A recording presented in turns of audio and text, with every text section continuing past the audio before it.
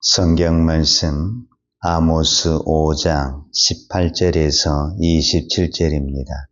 화 있을진저 여호와의 날을 사모하는 자여, 너희가 어찌하여 여호와의 날을 사모하느냐?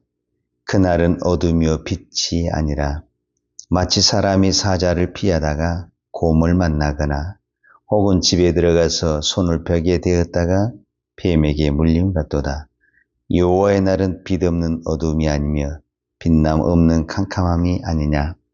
내가 너희 절기들을 미워하여 멸시하며 너희 성회들을 기뻐하지 아니하나니, 너희가 내게 번제나 소제를 드릴지라도 내가 받지 아니할 것이요 너희의 살찐 희생의 화목제도 내가 돌아보지 아니하리라.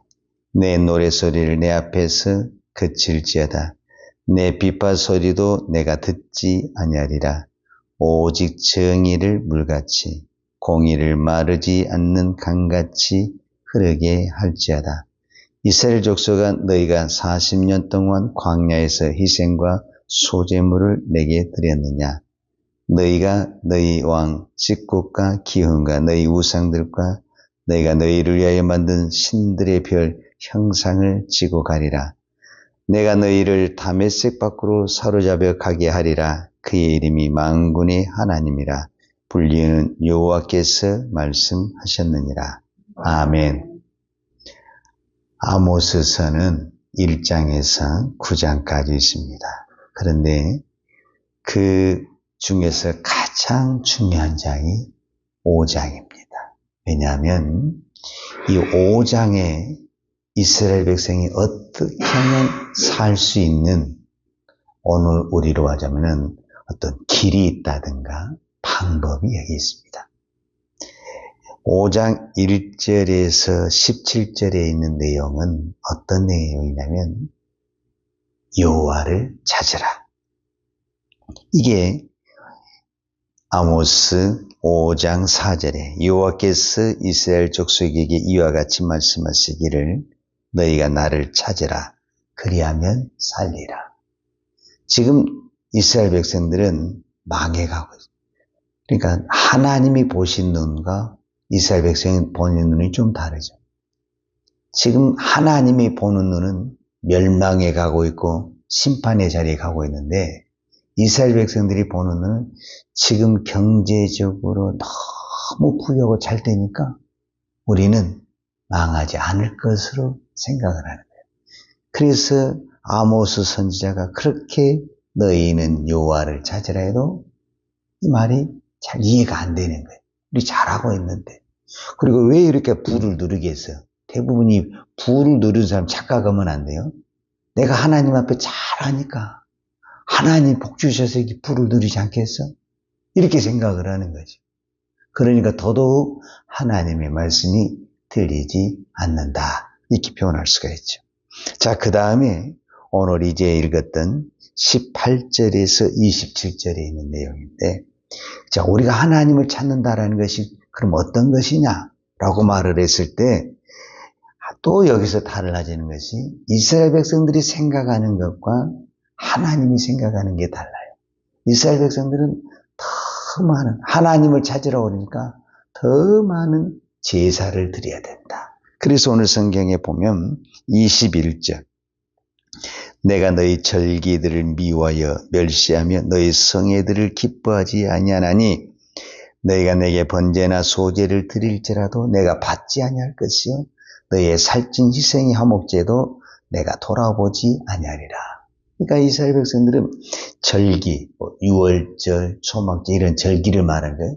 절기를 드리고 또 성회를 하고 번제, 소제, 화목제 다 제사는 다 갖다가 풍성하게, 왜? 재물이 많으니까 많이 갖다 드리는 거예요. 근데 하나님은 그거를 멸시하고 미워하고 기뻐하지 않냐, 돌아보지 않냐, 제사를 쳐다보지도 않다는 거예요. 그러면서 하나님이 요구한 것이 뭐냐? 아모스 5장에서 가장 중요한 핵심 요절이 바로 이건데, 이건 우리가 다 들은 말씀이에요. 5장 24절, 오직 정의를 물같이 공의를 마르지 않는 강같이 흐르게 할지어다. 자, 이 부분이 우리가 공의, 정의, 이게 좀 혼동스럽거든요. 그래서 제가 오늘은 다른 것보다 이 공의, 정의, 공의, 이 부분에 대해서 우리가 좀 살펴보면 좋겠어요. 이 개역 한글에서는 왜 우리가 헷갈리냐면 이 부분을 우리가 지금 읽은 성경은 개역 개정이고 개역 한글에서는 오직 공법을 물같이 정의를 하수같이 일지어다 이렇게 이야기했어요. 근데 또 오늘 개역 개정에서는 오직 정의를 물같이 공의를 마르지 않는 강같이 흐르게 할지어다 이렇게 이야기했어요. 그러니까 이 공의, 정의, 공법, 정의 이게 좀 그 말이 그 말인 것 같고 좀 혼동스럽잖아요. 물론 이거는 전체적인 의미로 이야기하자면은 하나님의 의입니다. 하나님의 의. 근데 이거를 약간 분류를 하면은 오늘 말씀을 가지고 분류를 하겠습니다. 오직 정의를 물같이 그 다음에 공의를 마르지 않는 강같이 흐르게 할지어다. 그래서 정의라는 것이 좀 더 구체적으로 무엇인가, 공의라는 것이 좀 더 구체적인 것으로 표현할 때 무엇인가, 이거를 쉽게 설명을 하자면은 정의는 법이고 그 다음에 공의는 뭐냐, 우리로 말을 하자면은 공의는 어떻게 이걸 제일 쉬운 설명이 은혜. 그러니까 우리는 공의, 정의, 공법, 정의하면 좀 헷갈리잖아요. 뭐다 하면 딱 이게 답이 나오냐면 율법과 은혜. 그러면은 금방 이게 정리가 됩니다. 이게 율법이라는 것은 뭐냐면은 법이요, 법. 법이라는 것은 뭐냐면은 재판하다, 심판하다. 법대로 하자는 거예요. 이 법대로 한다란 말이 무슨 말이냐면은 재판이 법대로 해야 되거든요. 즉 이 말이 무슨 말이냐면은 아무리 부자가 잘못했고 권력진 사람이 잘못했다 할지라도 법대로 하면 그 사람의 재판을 받아야 되는 거예요. 벌을. 그런데 이 재판이 무너져 버리잖아요. 그럼 어떻게 되냐면은 아무리 가난한 사람이 옳다고 주장을 해도 힘있고 돈 있는 사람들이 뇌물을 써버리잖아요. 그러면 그 사람들이 옳다고 재판이 돼버리는 거예요. 이제 이것을 우리는 뭐냐면은 정의가 무너졌다, 법이 무너졌다, 이렇게 이야기를 하는 거예요. 그러니까 이 아모스 시대에 왜 하나님이 이 정의를 물같이 공의를 마르지 않는 강같이 이 말을 강조하고 있냐면은 법이 무너졌다라는, 법이. 그러면 법이 무너지면 제일 힘든 게 뭐냐면 가난한 자, 약자들이 하소연을 할 데가 없는 거예요. 이 법에다 하소연을 해야만이 공정한 재판이 나오는데 아무리 내가 억울한 일을 당했는데 억울한 일을 지금 당했어요. 그래서 이제 법에 하소연을 했어요. 그러면 그거를 들어주고 이거를 해결을 해줘야 되는데 아무리 억울한 걸 해도 저쪽에서 뇌물을 써버리면은 절대 이거를 이겨낼 수가 없는 거예요. 그러니까 이 공의가 살았다, 아니 정의가 살았다, 법이 살았다, 그 말은 무슨 말이냐면은 억울한 자를 없게 하라는 거예요. 그러니까 지금 우리가 이 땅에 살면서 참 마음이 아픈 것이 뭐냐면 분명히 법이 살아있는데도 억울한 일이 너무 많습니다. 이제 우리는 이 시대를 우리나라가 아니라 전 세계적으로 봤을 때 우리가 선진국, 후진국 이렇게 이제 나라를 이렇게 좀 구별을 하잖아요. 선진국에 갈수록 법이 살아있습니다. 법대로 하는 거예요, 법대로. 후진국에 가면요, 법이 없어요. 안 되는 것도 돈만 주면 다 돼버려요. 되는 것도 돈 안 주면 안 돼버리는 거예요. 그게 후진국이에요. 그래서 후진국을 갔다 온 사람은 억울한 일을 너무 많이 당하는 거예요. 왜냐면은 후진국에 여행을 가잖아요. 예를 들어서. 그럼 누가 잘못을 해? 여행객이 잘못했다. 그러면은 무조건 외국인이 잘못한 거고 자국민은 옳은 것이고. 그러니까 자기 마음대로 해석을 하는 거예요. 그래서 법이 살아있고 그 공정함, 억울함이 없는 그런 사회를 우리는 깨끗한 사회, 선진국. 그래서 이거를 뭘로 표현냐? 물, 깨끗한 물로 표현을 했다라는 거예요. 그런데 공의를 마르지 않는 강같이 하라. 공의는 뭐냐면은 은혜라는 거예요. 은혜. 은혜는 뭐냐면은 흐르는 거예요. 흐르는 거.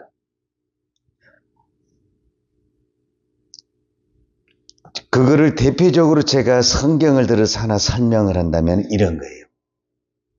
누가복음에 보면은 이런 사건이 있거든요.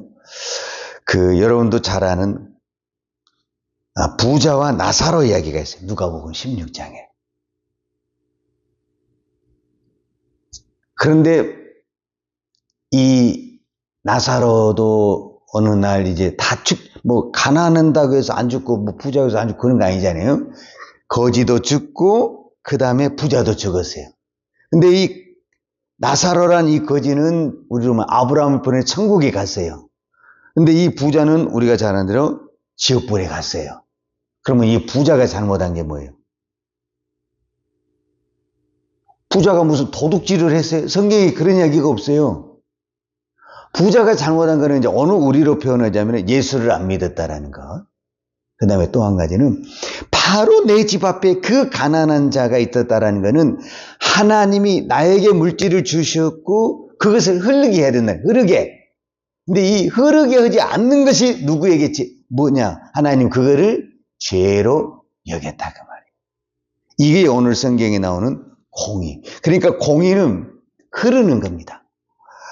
강같이 마르지 않게 흐르는 거예요. 그러니까 공의는 계속 흘러가는 거예요. 아모스 시대뿐만 아니라 오늘 우리 시대도 은혜는 계속 흘러가는 거예요. 이게 성경의 원리입니다. 이렇게 성경의 율법이 만들어질 때부터 그것이 원칙이 뭐냐면은 너희는 예를 들어서 이제 가을에 수확을 할 때 모퉁이를 거두지 마라. 그리고 흘려라. 곡식을 거두면서 우리는 흘려진 걸 어떻게 하려고 그래요? 하나도 땅에 떨어지면 안 된다. 다 주어야 된다. 그런데 하나님은 일정 부분을 흘려야 된다. 이렇게 이야기를 하잖아요. 그 흐르는 것이 뭐냐면은 오늘 공의를 흐르게 하는 것, 은혜를 흐르게 하는 거라는 거예요. 그럼 지금 우리가 일부러 이렇게 돈을 흘려 그런 것이 아니라 분명히 하나님이 나에게 어떤 것을 주었다 한다면은 그것을 가지고 누군가에게 흘려보내라는 책임이 하나님이 그 받은 자에게 있다. 우리가 이렇게 정의를 할 수가 있죠.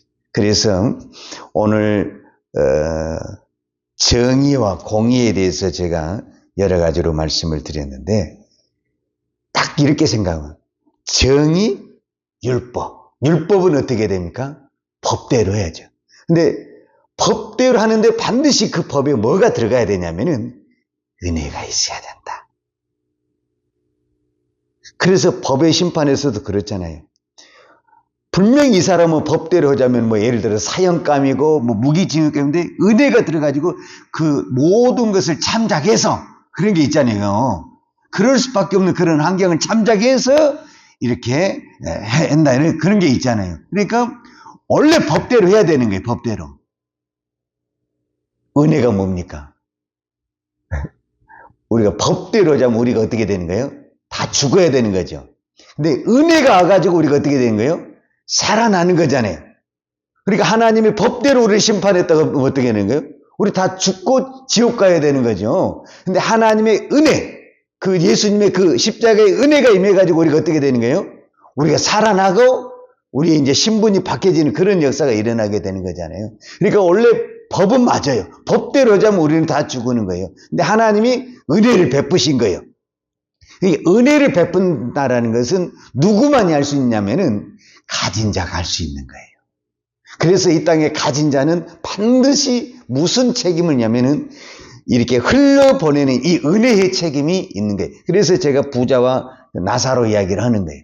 그러니까 부자의 책임이 뭐냐면은 흐르게 하는 것을 안 했다는 거예요. 그것도 멀리 있는 사람까지 우리 다 할 수가 없죠. 바로 대문 앞에 있는 그 사람을 못했다라는 거는 그 사람은 은혜를 베풀지 않았다라는 그것이에요. 그래서 오늘 또 저와 여러분에게 하나님이 이 말씀을 주신 것은 우리는 분명히 법대로 살아야 됩니다. 그러나 그 법대로 오면 사람 다 죽이는 거예요. 근데 그 법에 은혜가 들어가야만이 살려내는 역사가 있는 겁니다. 하나만 더 이야기하면 마태복음 25장에 예수님이 심판을 해요. 심판을 양과 염소. 여러분 잘 아시는 이야기잖아요. 양에게는 뭐라고 하잖아요. 너희는 내가 배고플 때, 추울 때, 또 굶주릴 때 이렇게 줬다고 이야기하잖아요. 근데 염소에는 내가 약하고 힘들 때 너희는 돌아보지 않았다 이렇게 이야기를 하는 거예요.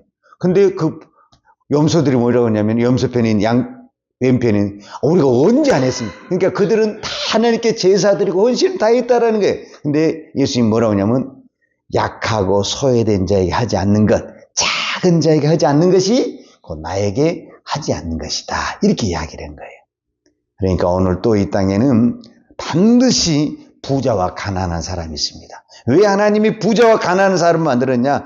이 부자를 통해서 은혜가 가난한 자에 흐르게 해서 이 땅에 하나님의 나라를 이루기 원하시는 겁니다. 근데 이 땅에 있는 부자들은 오히려 가난한 자를 더 빼앗아 가지고 부를 누리고 있으니 하나님의 심판이 임한다. 지금 그 이야기를 아모스 선지자를 통해서 하고 있는 겁니다. 더 나쁜 거는 왜 하나님이 그들이 그렇게 많은 제사 드린 것이 싫었냐? 그 재물이 가난한 자들을 다 착취해가지고 그거를 가지고 제사를 드리니 하나님이 얼마나 그 제사를 미워하고 멸시하겠어요. 오늘 우리의 삶이 부족하고 다 연약하지만 하나님은 오늘도 나를 통해서 나누기를 원하시고 흘러가야 된다. 여러분을 통해서 흘러가는 축복이 있기를 바랍니다. 기도하겠습니다. 하나님 아버지 감사합니다. 오늘도 저희들에게 은혜를 베풀어 주시니 감사합니다. 하나님의 은혜가 아니면 우리는 죽을 수밖에 없고 멸망받을 수밖에 없는데 우리 주 예수의 그 십자가의 은혜로 우리를 살려주시고 하나님의 자녀로 불러주시고 하나님의 나라의 귀한 일꾼으로 세워주시니 감사합니다. 우리가 이 큰 사랑을 받았으니 이제는 우리의 삶을 통해서 하나님 은혜가 흐르게 하여 주시옵소서. 하나님의 사랑이 흐르게 하여 주셔서 나를 이 흐름을 통해서 누군가가 살아나고 세워지는 하나님의 역사가 있게 하여 주옵소서. 오늘 또 이 새벽에 기도할 때 정말 우리 주변에 고통당하고 질병으로 또 아픔으로 여러 가지 환경에 있는 영혼들을 붙들고 기도합니다.